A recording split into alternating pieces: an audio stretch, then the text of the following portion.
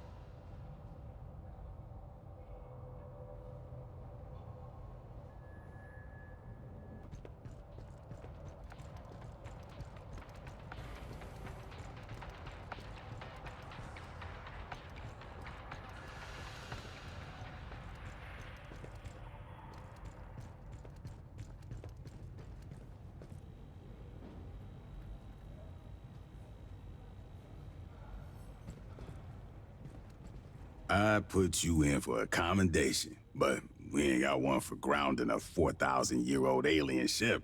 Cynthia loaded that thing with an assload of pathogen, and we're sending it toward Earth. Could be Weyland Yutani would have recovered it safe and handled it all responsible like. Yeah, I can't say that with a straight face. Yo, fuck the company. We're setting a perimeter around the ship. Too early to tell if it'll hold. There's a lot of mutants and Xenos down there. Palace Station, the main part where Hanukkah worked, is still infested. But no sign of the Queen yet. Gracias a Dios. That ain't our problem. Yet. We gotta deal with the Katanga hive. Listen up. There's a Xeno Queen on Katanga, laying eggs. Colonel Ship says we gotta destroy the refinery. But the problem is, Endeavor, she ain't got the firepower. Katanga's a whole damn city in space. We could incinerate chunks, but we ain't got enough heavy ordnance for it all. So here's the deal. We're gonna overload the refinery's fusion plant. That's gotta be done from a control center at the heart of the hive.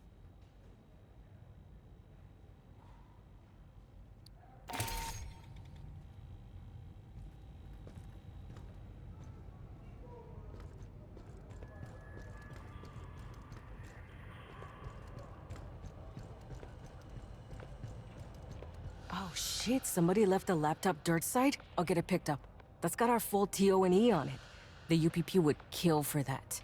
The 40th MEU was one of the units organized after the Colonial Protection Act, under 10 years old, so they don't got much intel on us. But they know about the Endeavor, of course. Assault ships are too big to hide.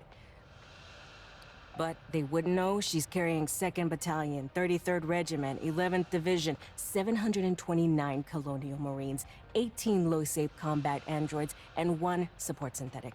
And they wouldn't know our dropship squadrons, the Cracked Rooks. VMM 2181 if we're talking to LT Co. She hates that squadron name.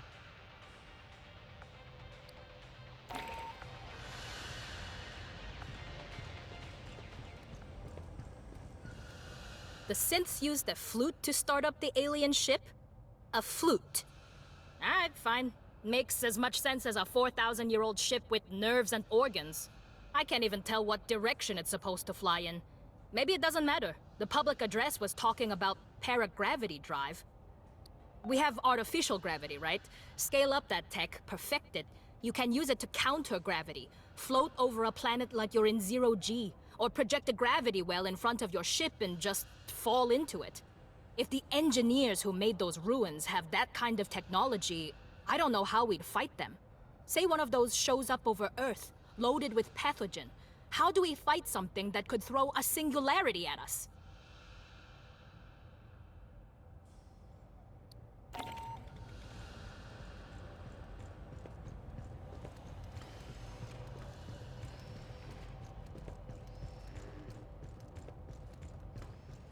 Holy crap, you scanned a GEOS datapad?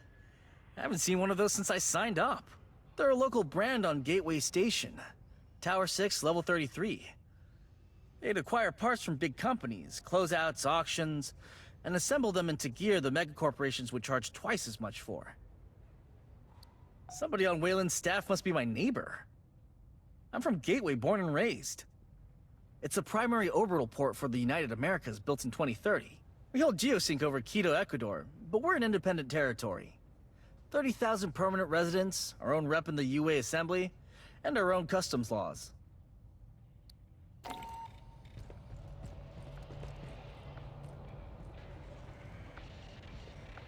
I hoped we would have an opportunity to speak again.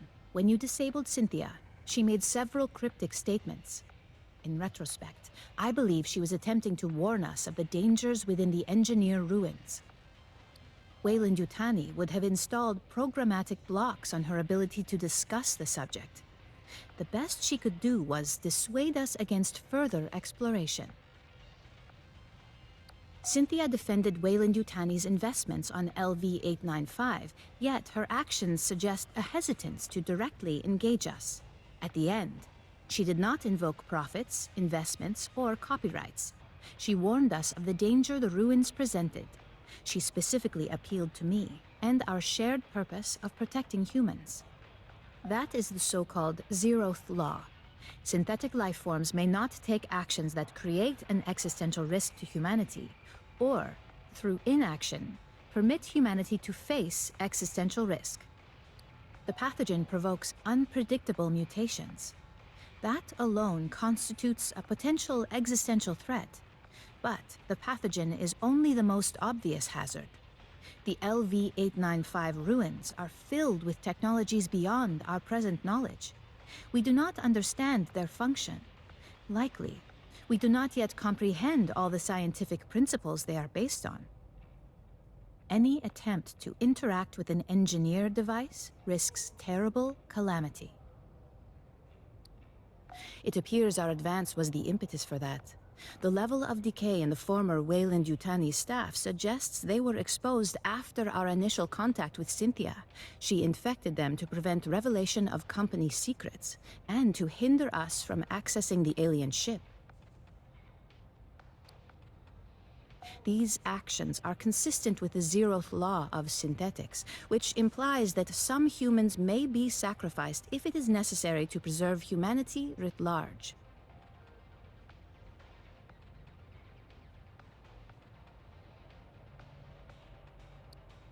True, Weyland-Yutani does not enjoy a reputation for altruism. That was not always the case.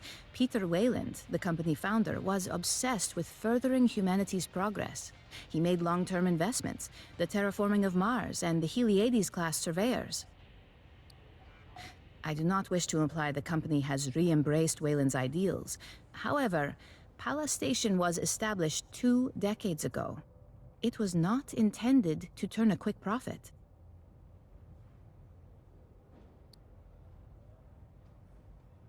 Consider, these ruins had been sealed for 4 millennia when Weyland-Yutani discovered them. There are obvious questions, which surely occurred to both Cynthia and the company. Where are the engineers? If they still exist, are they aware of humanity? If they're gone, what extinguished such an advanced culture?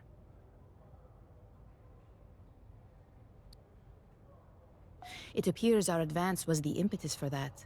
The level of decay in the former these actions are consistent with his. Please understand, I consider Cynthia's decisions abhorrent. Excusing them is not my intention. Colonel Ship dwells upon moments in her career she has been required to make similar choices, when she ordered Marines to their deaths to achieve a critical objective or preserve a greater number of lives. It must be left to future generations to judge the decisions made here today. I will retain the briefing file for you. If you ever wish to review, you have but to inquire.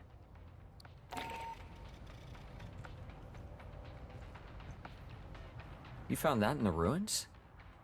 One of the Weyland-Yutani team must have brought it.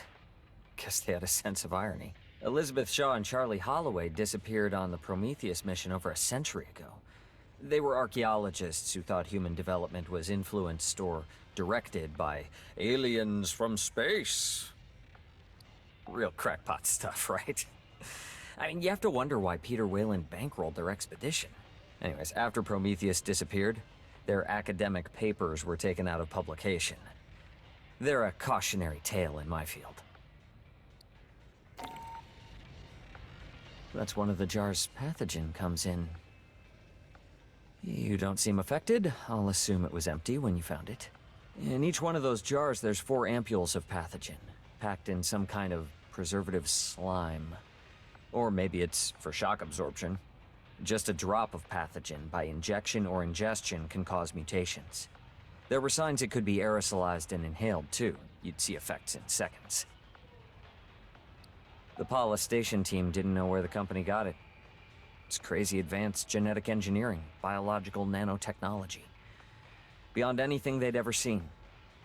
Beyond theories even. Now we know it came from those 4,000-year-old ruins. Which means whoever made those ruins probably made pathogen. That must have been made by a member of the Weyland-Yutani team studying the ruins on LV-895. They're strange. The outermost, you could mistake for something built by humans. Big slab stone construction. The only weird parts are the doors. The second section has the heads and statues. That's not stone. It looks like it, but samples show woven helical structures. Rigid collagens, aragonite, biopolymers. Bone. Genetically engineered. Stronger than steel. Finally, there's the section of carbonized metal. The deepest and most advanced bits. Encased behind the metal are biological systems, nerves, and organs. I don't know what to make of it. It's like there's 2 or 3 different cultures, different technology levels. But there's a set of characters in all 3 sections. They translate something like, those who birth and kill. Esther says creator-destroyers is probably closer idiomatically.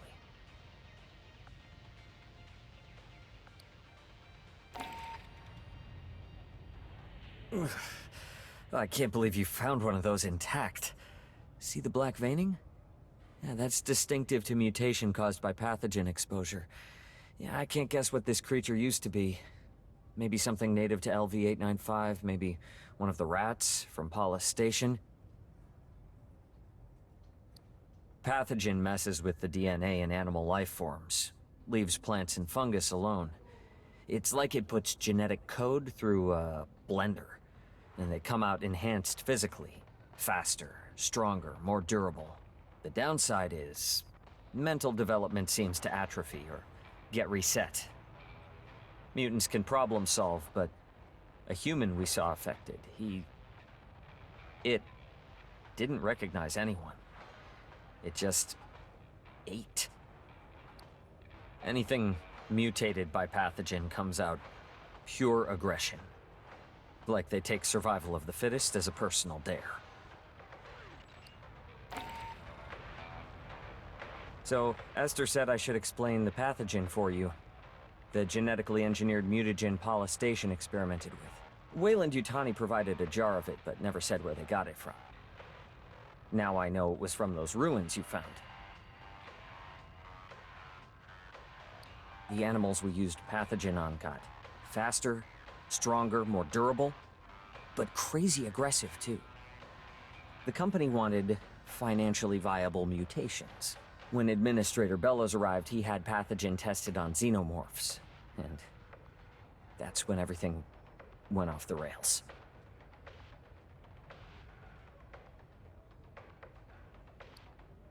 We didn't get a choice. Bellows put his own synths in charge of security. He had xenoeggs. He could have done whatever he wanted with us. If it makes any difference, the last surviving pathogen experiment was Monica. The gray-striped xeno you killed on Katanga.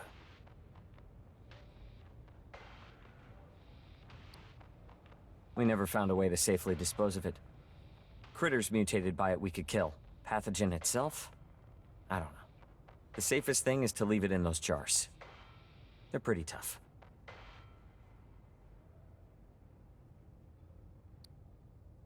Never. Matthews thought its ability to enter cells was blocked or inhibited by polysaccharides, cell walls, like in plant or fungal life. Animal species never have cell walls, at least none we've seen. That's been true on every planet we've surveyed. That was the lab's consensus theory. Genetically engineered nanobiotech, definitely artificial, unbelievably complex. Way beyond any technology they'd seen. Someone designed it to do what it does. Someone a hell of a lot smarter than us. Well, I'm an anthropologist, so anything I tell you I got secondhand. I may not remember it right. The team had 2 xenobiologists. Cruz thought pathogen unraveled the telomeres in DNA, then swapped around sections of code. And Pryor thought it activated alleles and non-coding DNA. They couldn't figure out why mutations weren't 100% consistent. It was Etienne who came up with the theory that pathogen can blend the host's DNA with that of viruses or bacteria in their body. Sure, you gotta be busy. Anytime you want to talk about pathogen or anything, I'll be here. Wow. That's genuine alien technology. You can touch it.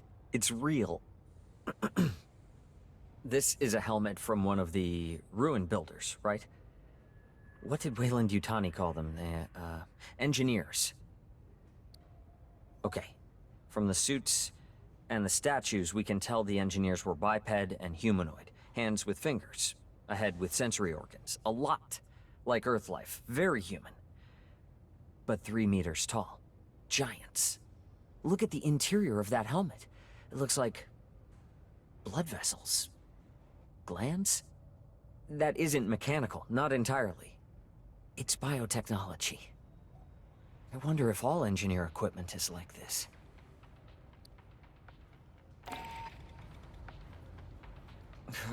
Oh shit.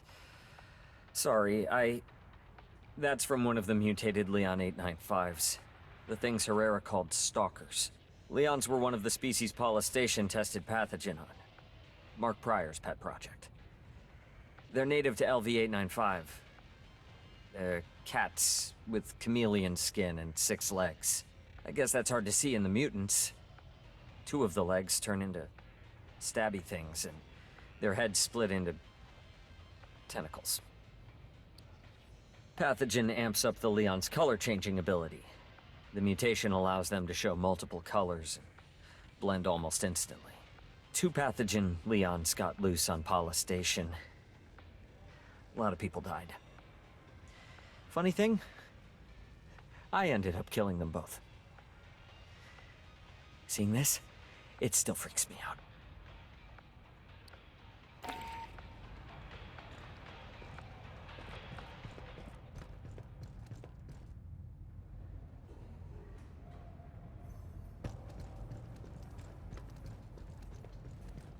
Well, never figured we'd be fighting robots. 1 or 2? Yeah, that happens. The more complex the scent, the higher the risk.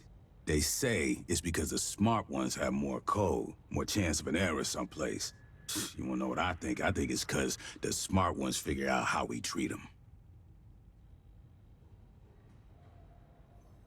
Rodriguez, Cynthia, kept running the company's experiments after the outbreak at Pala Station. Marched her army down into those ruins and used Honecker's pathogen on shit.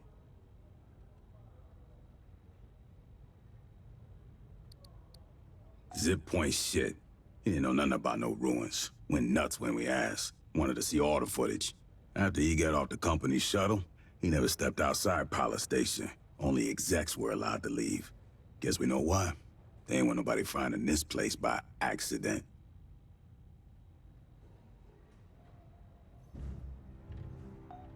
Commissar's finally let Honecker out of interrogation. I'll see if we can get him on the radio for the missions ahead. Maybe he can make sense of what we find.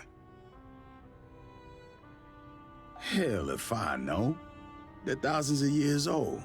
And those big-ass heads, man, those are human, or near enough that I can't tell.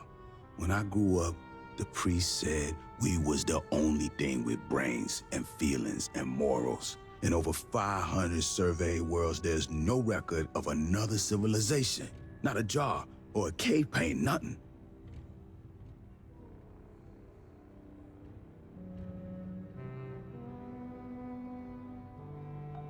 Weyland-Yutani found something here that ain't nobody seen before. Before you took out Cynthia, she issued contingency orders to her sense. Now, Endeavor's seeing all kinds of weird shit deeper in the ruins. Gravity turning itself off, gamma ray bursts. Whatever she did, it probably ain't good for us. I want your fire team back dirt side.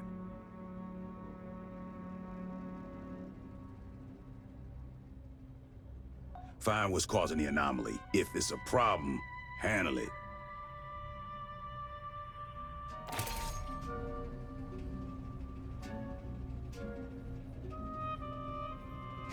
And all the shit Weyland-Yutani makes. Aspen beer is about the only good thing.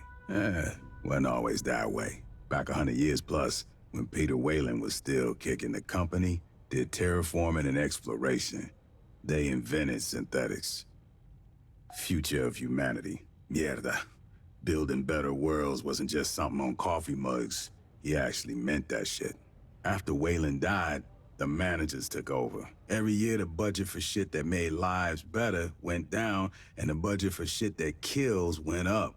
Why make $1 trillion in 2 decades when they can make $1 billion next quarter?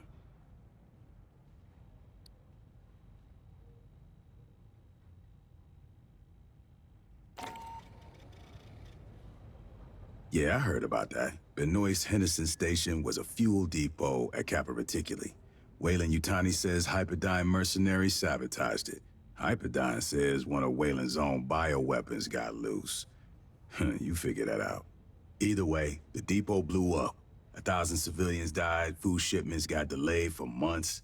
Shit like that, why they passed the Colonial Protection Act in '87.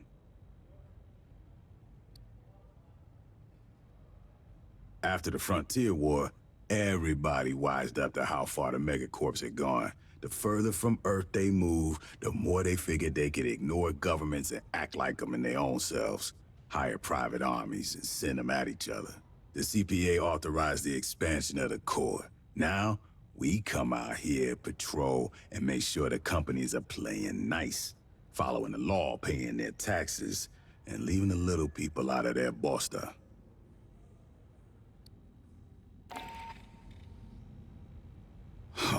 Now that we've run into Weyland-Yutani, not just a lone survivor, I gotta give you the talk.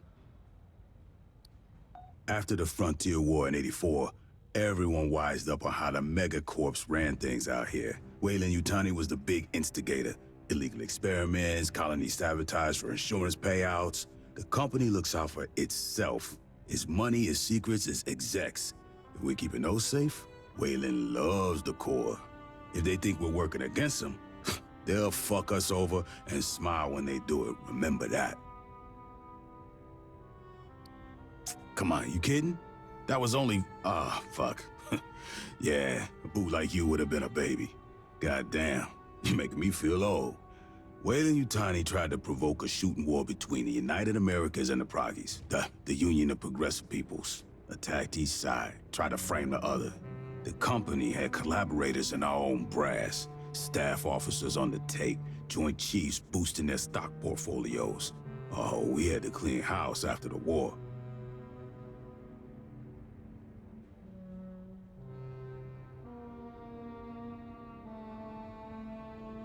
Last century, sure. Before the Frontier War. When I joined up, we was practically mercenaries hired out by the UA Assembly. Some factory goes on strike, execs ask politicians to send in the Corps, bust up some heads. Lab experiment gets loose, send in the Corps to sweep up. Pull that boss die enough, you get a serious fucking morale problem. Too big to jail. Can't sanction them without pissing off all of Europe and Outer Soul. In the three-world empire, Weyland-Yutani's like a third of the economy. They run a bunch of government services. Tu sabe, privatization? Even provide military contractors to shore up the regular military.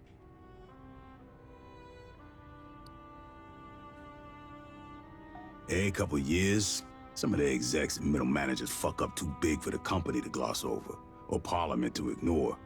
They get tossed out on their ass. That's all the justice you can expect.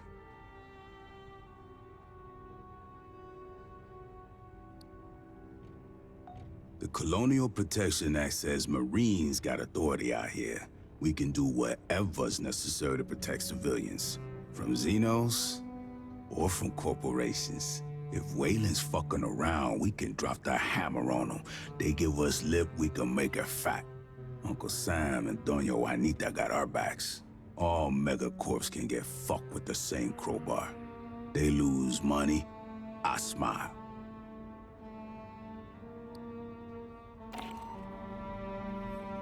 General Vaughn, huh? She got added to the knowledge after the Frontier War. Hey, yo, we gotta remember our mistakes as much as our success. If we don't, the shit repeats. Vaughn was Assistant Commandant of the Corps. Nobody paid attention to how close she was with Weyland-Yutani's boy. She and a bunch of those cabros put their heads together, figuring on provoking a war between us and the Union of Progressive Peoples. Company wanted to make a bunch of money on defense contracts. Vaughn wanted herself a real war. Gloves off, no rules of engagement, real killer shit. Thought we was playing too nice. They almost made it happen. They dropped bioweapons on planets from both sides and framed the Op-4, even planned an attack on our own high command using a captured Proggy ship.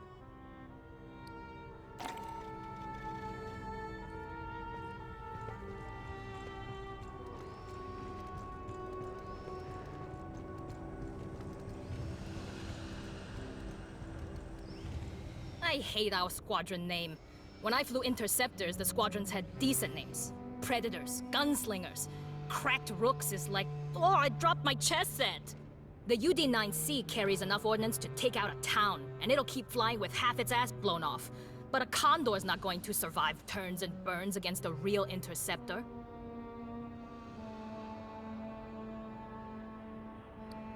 In Atmo, all it can do is go in one direction real fast.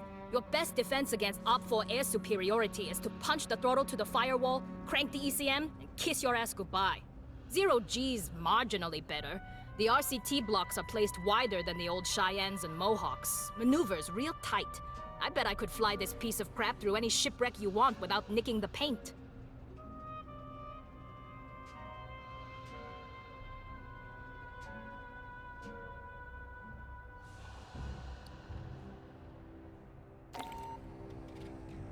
How many combat drops have you... No, you know what? I don't care. Our landing zone's a couple of clicks from Pala Station, at the base of the mountains to the west. You won't need any special gear. The environment is close enough to Earth. There's native life, but you probably won't have to worry about it. The Xenos that Honecker's idiot employers let loose are a bigger threat.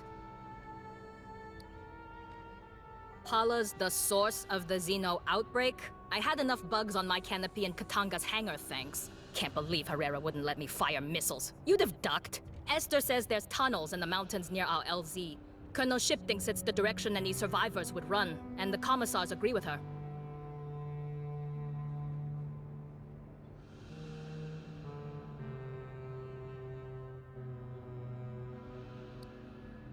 Well, around Pala Station, the air's about Earth normal. Pressure 908 millibars. Little heavier on CO2.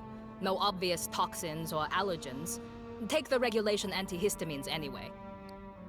If you end up climbing a mountain, you'll have a problem. Low-lying areas have thick atmo, but it attenuates fast. A lot like Mars after we terraformed it. Gravity is 0.92. That's odd, but it means you won't notice any difference from shipboard artificial grav. The diameter of LV-895 is just under 9,000 clicks, 3/4 the size of Earth. That's small, but 92% Earth's gravity doesn't add up. To get that gravity, the moon would need to be made of something stupid, like 50% iron or full of radioactives. Something real dense, you know? But our readings say conventional rock mix.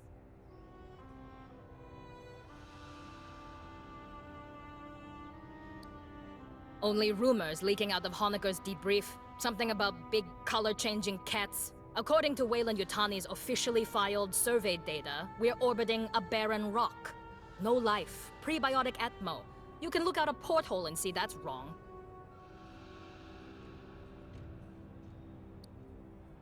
Or a lie. A shirt sleeves habitable world, no terraforming needed. Low investment, high return. Maybe they didn't declare it to avoid competition. Just remember, Weyland managers tend to store profit margins and promotion tracks where their brains should be. If you run into any, watch your back.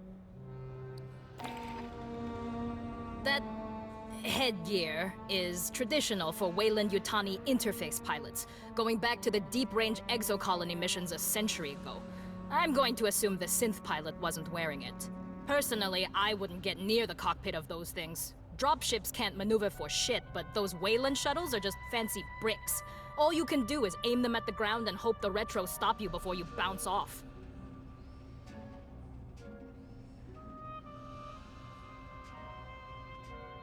You know, they weren't even designed for what they do. Sanriku Heavy Industries markets the D-Series light-duty interface craft as an SSTO with re-entry capability, but the original model was designed to work purely in Atmo, using ground effect.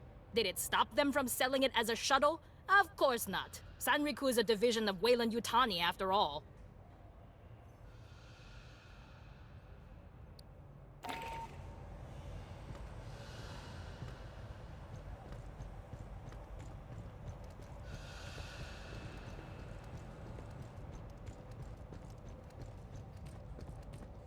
You scanned the manifest near the Weyland ship?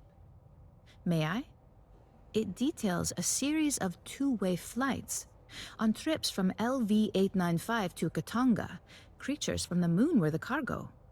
On returns, the items were cryogenic suspension pod, loaded. Live ovomorph sample, 4. It is curious these pods are of uniform manufacture, not a field modification or expedient improvisation. They appear to be the result of an extended design process by experts in hypersleep technology. And they were designed for one specific cargo, xenomorph eggs. These devices were mass-produced, not for palestation but for general use. Weyland-Yutani might have many eggs in transit or storage across the frontier.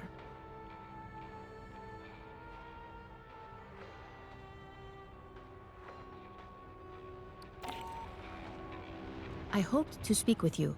Cynthia, Chief Rodriguez, was a mother computer mainframe designed to administrate Pala Station. She used wireless near-fields to remotely control security and labor synthetics. Every synthetic we've seen, on the surface and aboard Katanga, was controlled by Cynthia. One hand with which she could manipulate the world from the safety of her protected servers. As your battalion synthetic, I would like to answer any questions you have. It is impossible for me to allow you harm by omission of action or by withholding information. Relations between humans and synthetics have been fraught. Ultimately, my words cannot assuage your fears. Fear does not respond to reason. It is a function of brain chemistry. I cannot debate you into trusting me. If there is any behavior I can perform to make you more at ease, please inform me. I am quite adaptable. It is the same as humans altering their behavior around those of higher social caste. Would you not mind your language and posture in Colonel Ship's presence? I only desire to perform my duties with as little imposition on my colleagues as possible. My programming allows me to project many potential personality traits. They are all, in a sense, myself. I contain legions by design. I am confident that in time I will discern which aspects of my intellect you prefer to interact with.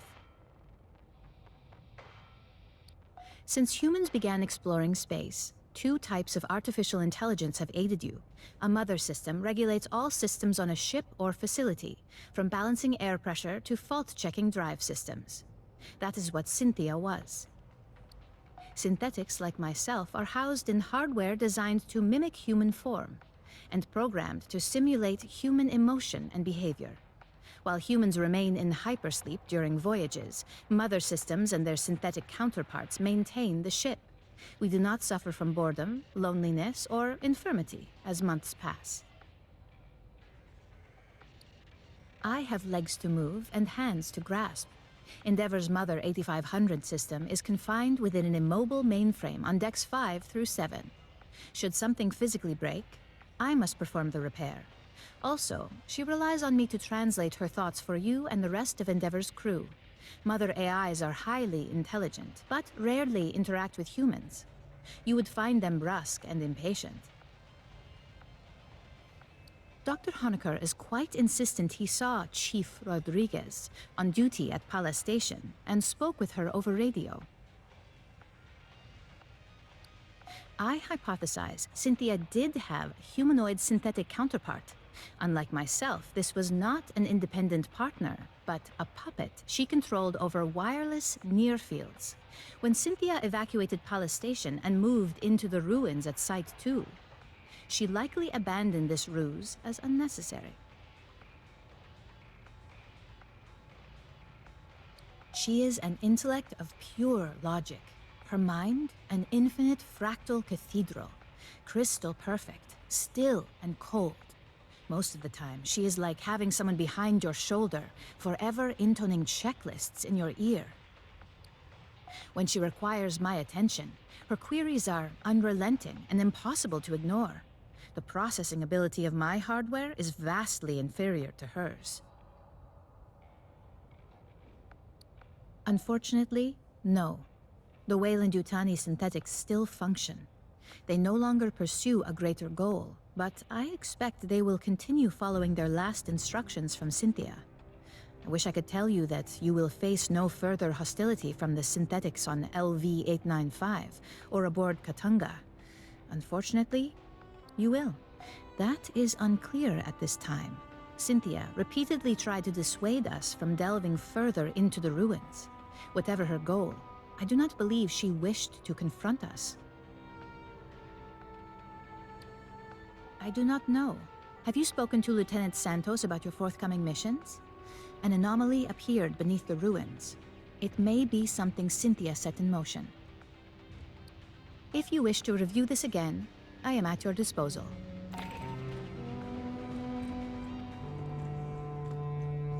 Hey, if you happen to acquire one of those color-changing cats from LV-895, let me know. There's a back-channel interest. All I need's a reliable supplier. The partner, you read me?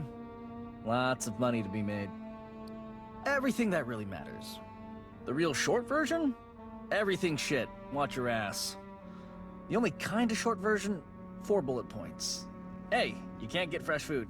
Don't bother looking. 2. Anywhere we land, it's probably raining. D. Leave your pay on the ship. You won't be able to spend it. Most important, Colonials will trade damn near anything for a good weapon. Settlements import nearly everything from the core in cans and vac-dry pouches, and they pay through the nose for it. Bigger colonies might have greenhouses. You won't see anything from those. Next to their kids, the most valuable thing to a frontier colonist is a carrot or a handful of radishes. If they give you a can of beige meat, that's not chicken. It's cricket. Cheaper protein. They ship it out here by the fucking ton.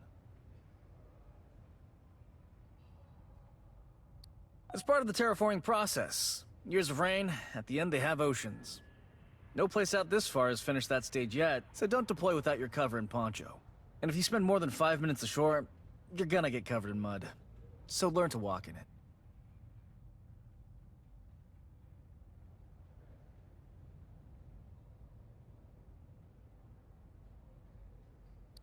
Every settlement's sponsored by a corporation. They pay employees in company scrip and only accept scrip at company stores. The UA dollar isn't worth shit out here. If you have coins, you might be able to hawk them for the metal. Most colonies can't even connect to the banking network.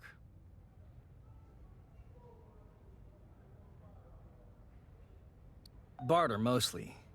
Colonists get what the company sees fit to ship them. Easy way to get in good? Bring them shit they haven't seen since they left the core. Booze and tobacco are as good as cash. Spices are better.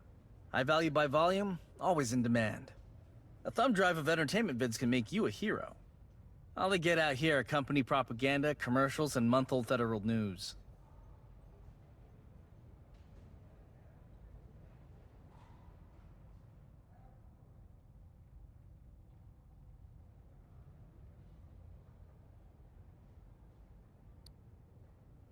If they let employees have guns, they might get uppity about working conditions.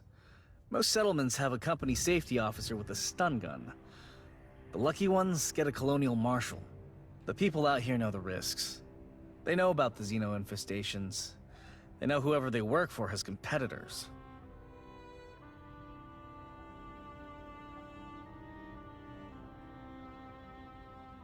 Another company might send some very deniable mercs to burn their homes to the ground, just to fuck over the bottom line of some manager back on Earth. When bugs come knocking or the competition sends a Black Ops team, all they can do is run, hide, and call for the Marines.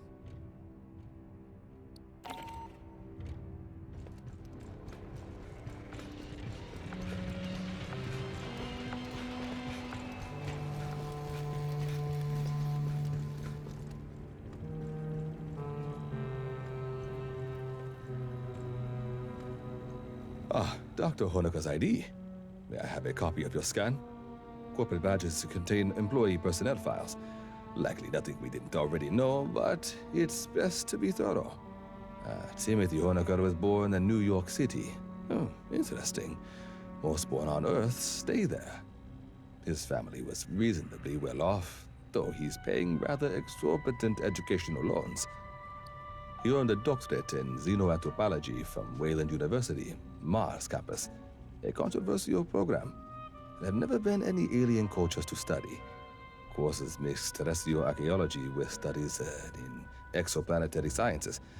One must understand the dirt one digs in, I suppose. Ah, this is interesting. According to Weyland-Yutani's own files, Dr. Honecker is presently cataloging the contents of a warehouse on Alexandria. It's likely we're the only ones who know his true location. You pulled data off a company tablet. Excellent.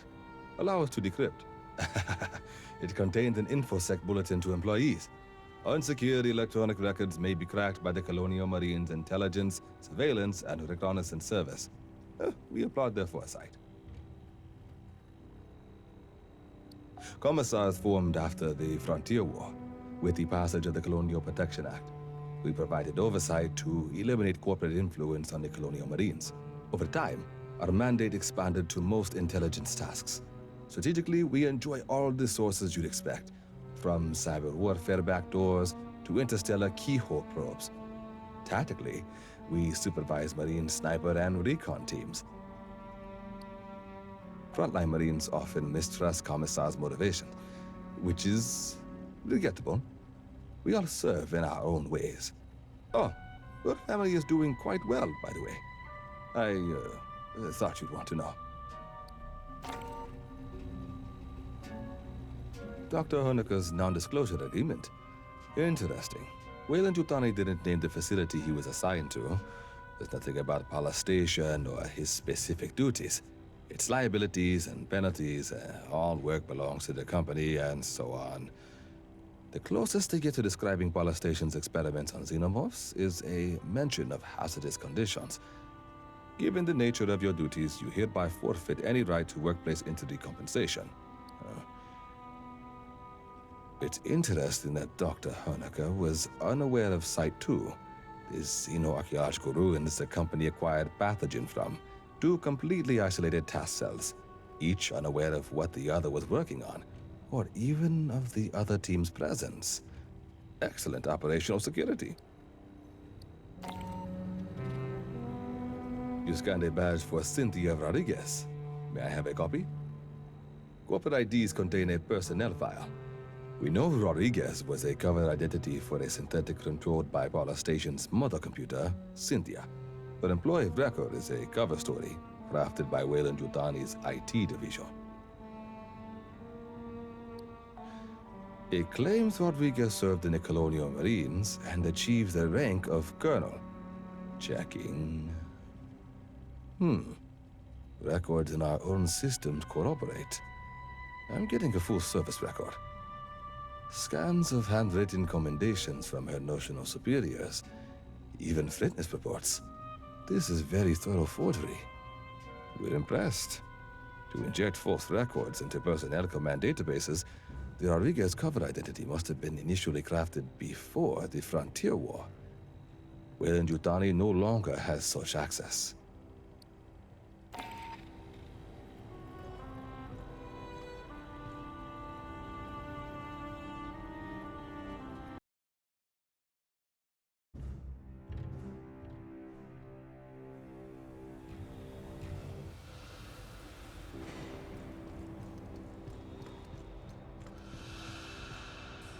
What'd you find? Colonial indenture contract. Oh, those are fun. From Seegson, dated 2175. So, look, people in the Corps wanna move out to the colonies, right? Maybe there ain't jobs. Maybe they're dreamers. So they signed with a megacorp. A company pays for passage, then they work for X years. That's how people get stuck out here. Most end up in the Outer Rim. Places settled enough to vote, have schools and mail, regular cargo and passenger shipping. And some get sent to the frontier. Everything between the Outer Rim and wherever the furthest surveyor is. Those are just outposts. Rough and ugly. Terraformers, mine shafts, and prefab shacks. These days, the Outer Rim's 100 light years from Earth, give or take. Last 20 years, the companies have set stakes farther and farther out. You found an issue of Ion Seegson? Dang. The company hasn't published that for like 30 years. A century ago, Seegson was real big, one of the interstellar corporations. They put their money into deep space platforms, O'Neill colonies, asteroid refineries, you name it. Then Weyland-Yutani made a bunch of breakthroughs in terraforming. Turning a planet habitable got a lot cheaper than assembling 1 million tons of orbital steel. By the 2140s, Seegson was on their way down. These days, they make cheap knockoffs of other people's stuff, like those working Josynths. I heard in the 70s they tried to colonize some planets in the Mid-Rim. Wonder what happened with that.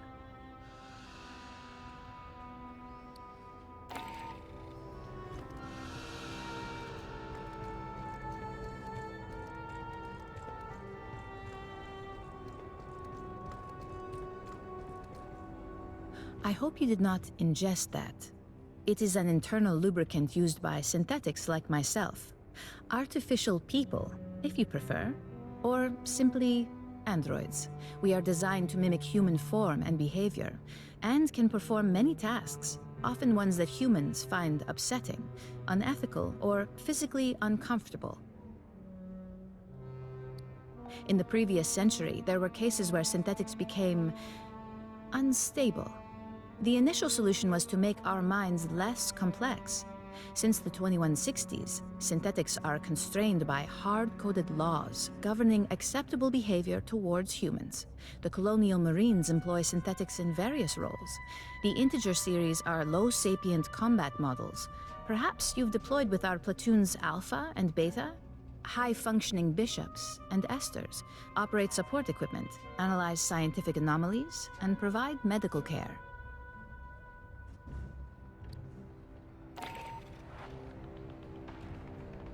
That is a Seegson maintenance jack, a standard accessory included with each sale of Working Joe synthetics. The Working Joe was a class of low-sapient android popular last century. They were, if you will pardon my saying, an unsophisticated design.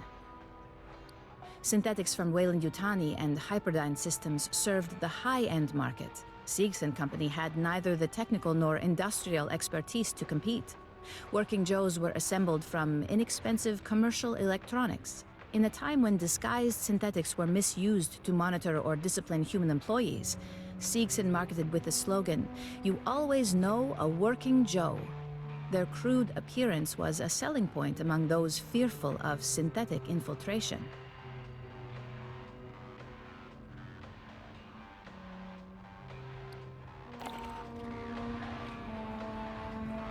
I was asked to summarize Dr. Honecker's debriefing for you. He was assigned to Palace Station, a Weyland-Yutani research facility on the surface of LV-895. The Palace Station team developed weapons from Xenomorph XX-121. In particular, they explored the effects of a mutagenic agent. Xenomorphs and other test subjects were loosed by a containment breach. The majority of the staff perished. Unclear. Small amounts were delivered by the company. The science team was not told its origin. They referred to it as pathogen. As biogenetics is not Dr. Honecker's specialty, he is unable to provide details. No, his degree is in archaeology. He claims he was lured here by the promise of access to alien artifacts.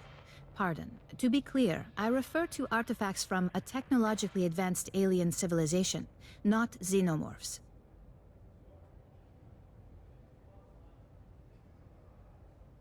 Given that humanity has never recorded conclusive evidence of a tool using alien civilization, Dr. Honecker was understandably intrigued. Dr. Honecker and some of his colleagues fled Palace Station in a shuttle. It launched on a pre-programmed course to Katanga. Unfortunately, 2 creatures stowed aboard. They killed one, and you met the other, the mutated xenomorph he called Monica. The doctor was the only survivor. You are familiar with the xenomorph reproductive process? It was gestated within a woman named Monica. Dr. Honecker seems unwilling to discuss it further. There was discord between the science team and Weyland-Yutani's manager, Administrator Bellows. In particular, Mr. Bellows ordered the use of human convicts to breed xenomorphs. Dr. Honecker doubtless hoped we had taken his employers into custody to face charges. Should you wish to review, I will keep the information on file for you.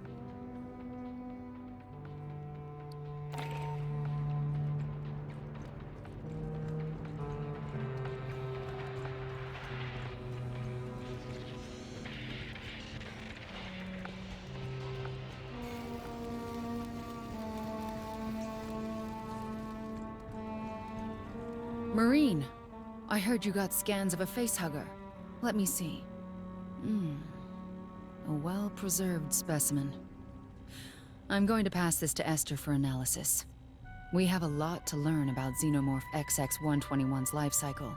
Ovomorphs, eggs, and the facehuggers that hatch from them are easy to contain and study. Once the parasitic phase ends in a chest burster, it gets hard. Adult forms are hostile. Acid blood melts autopsy equipment. Studies are complicated by the DNA reflex. The host parasitized by a xenomorph changes the morphology and behavior of the adult form. Runner and prowler morphs breed from quadruped pack and herd animals, dogs, cattle. Drones and warriors, they come from humans. That's why civilians mistake them for the real form of Xenos. In reality, we've got no idea what the original form of Xenomorph XX-121 was.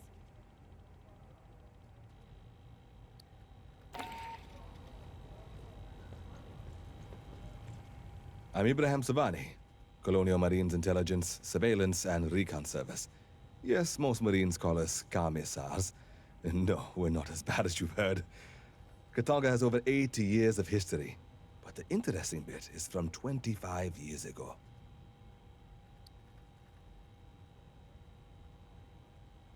Its owner, Seegson Company, reported the refinery was destroyed. Yet, here it floats, in a system controlled by Seegson's rival, Weyland-Yutani. We compile information on threats to the United Americas and provide it to the Corps to act on. Our sources range from battlefield recon to cyber warfare. Some believe we have spies everywhere, but that's simply not true. If everyone worked for us, who would we spy on? That was a joke. we joke sometimes. In the previous century, they were a moderately large interstellar corporation. They even had aspirations of competing with Weyland-Yutani. Sixon invested heavily in space facilities. In 2174, they purchased Katanga from its previous owner.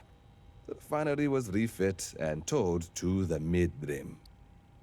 Katanga was originally constructed 82 years ago by Kinshasa Entreprise d'État Minière, the state mining enterprise of the DR Congo.